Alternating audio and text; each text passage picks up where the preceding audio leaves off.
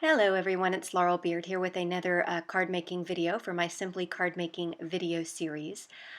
I am creating this card for the current landscaping challenge, which is Sparkle and Shine, and I'm going to be using these Zig Clean Color Real Brush, I think that's the technical term for it, markers here, and I'm applying them in a way that I learned from Catherine Pooler. I saw her do this in one of her videos, and I thought this was just brilliant. So I'm going to actually use these pens to create a background as well as do the traditional watercoloring with some images. So I'm going and scribbling on. I'm not putting a lot of color down. I'm doing scribble marks. As you can see, I'm leaving a lot of white space. And I'm going to scribble on various colors until that background panel is completely full of color. I am working off of some 90-pound watercolored cardstock. I find that the 90-pound works way better than anything else I had in my stash, thanks to Chris Dayton for telling me that before I gave up on these markers. It took me forever to figure out what my problem was. I wasn't blending with them. I saw everybody create gorgeous, gorgeous backgrounds, and I just wasn't blending. And she sent me a message and said, hey, it's your cardstock. Try another cardstock. And I did, and they started working beautifully. I had actually sold these to her, and she encouraged me to try them again because they are fantastic. And I'm glad that she did because I really like them now. So I went on after I put some color down and I sprayed. What's in that bottle is a Perfect Pearls spray, so it's this pearlescent shine, which again is part of the landscaping challenge. And I went and sprayed that with that pearlescent shine. Now this is some regular water, and I wanted to see if they would react with the water like distressings do. You know how I like to do that water flicking? Well, that's what I'm doing here, and I wanted to see if it was going to react in that way as well. You can actually pick up the shine, and now you can see those water droplets on the cardstock there.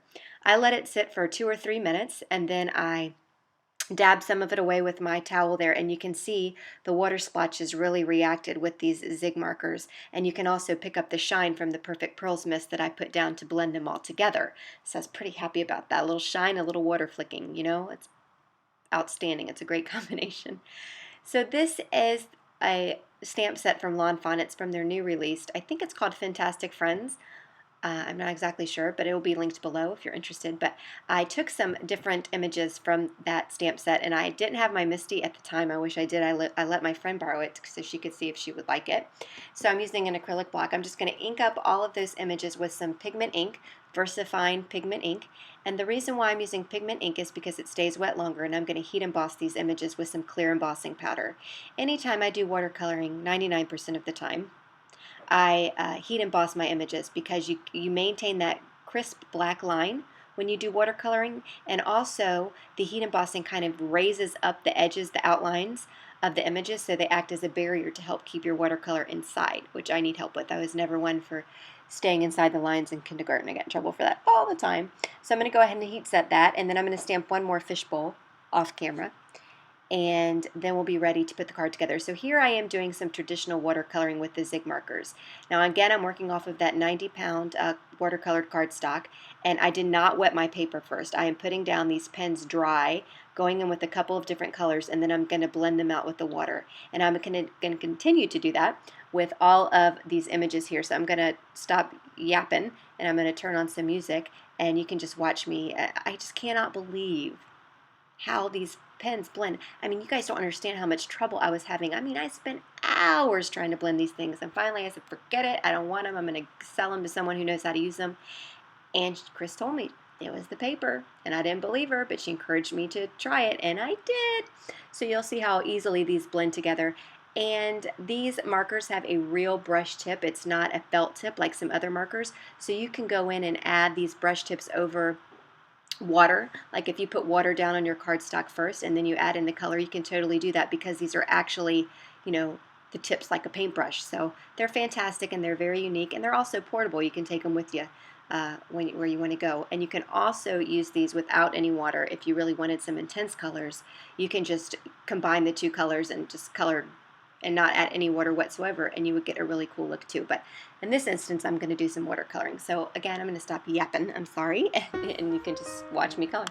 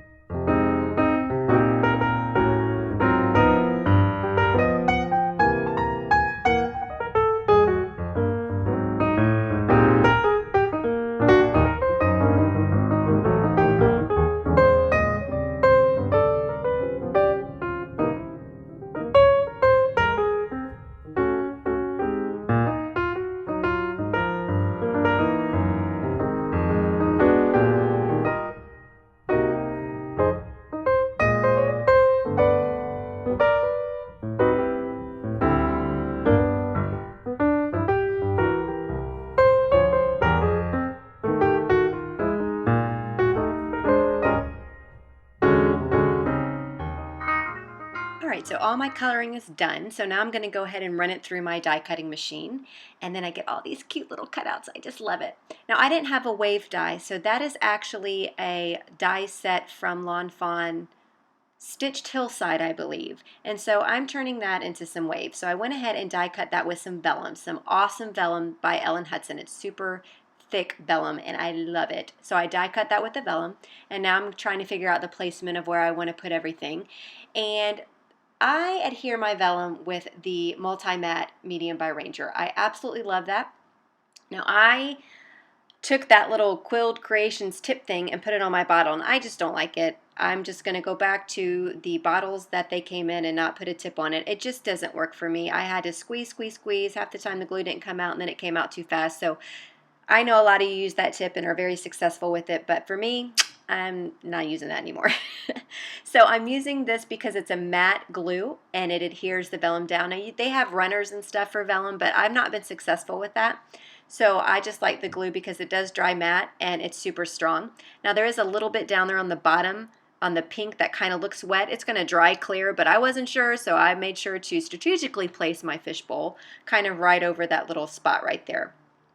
And so now it's time to adhere all the little fish and all the little doodads into the fishbowl here. So again, I'm using that Ranger Multi-Matte Medium. You could also use some dimension, and you could have popped up one of those fish bowls with some dimension if you wanted to. But I'm laying everything flat. I just wanted this flat kind of card. And then once I get all the pieces down, I'm going to lay an acrylic block over the top just for about 5 minutes just to give everything a chance to dry here.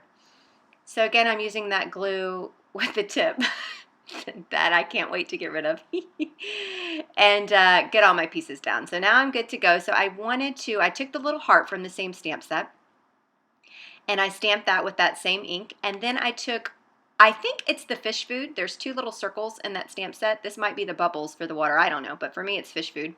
And I'm going to sprinkle in some of that food a little bit around the bowl there, because you know your fishies and your crab and stuff, they got to eat. You got to feed them. And again, I stamped that with that same black dye ink. So I'm liking the way it looks. I'm going to trim off the vellum here. Obviously, we don't want that hanging off the side of our card. And then I'm going to take some of those markers and I'm just going to color it. I'm going in with those bubbles with a really light gray, and then I'm going to go in with a red and go in and color that heart in red. So now it's time to put the sentiment on this card. I'm using the sentiment from the same stamp set. And another thing I love about clear stamps is you can arch them and manipulate them how you want to stamp them. So I wanted this kind of stamped at an angle.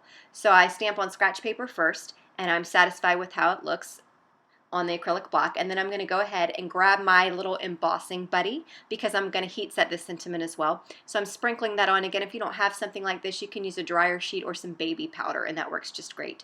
So I stamped You're Fantastic in that black ink, and then I'm going to go ahead and sprinkle on some black glitter embossing powder. I'm using a embossing powder by Zing. Has little bits of glitter in that embossing powder, and it ties in great with the current challenge of Sparkle and Shine. And then I'm going to go ahead and heat set that. And then it gives you this little bit of shine. I don't know if you can pick that up on camera. And as a finishing step, I'm going to take my Wink of Stella in clear, and I'm going to go in and I'm going to add some clear to the little fishies and the sand at the bottom of the fishbowl. And then that's going to finish off the card. It's bright and sparkly and fun and colorful, and I hope you enjoyed it. For more information on the challenge, I'll link a link to the challenge below. And you see that little subscribe button right down there? If you would just click on that, you can subscribe to my YouTube channel. I certainly would love to have you as a subscriber. And thanks you so much for watching this video and hanging with me this long, and I hope you have a wonderful week.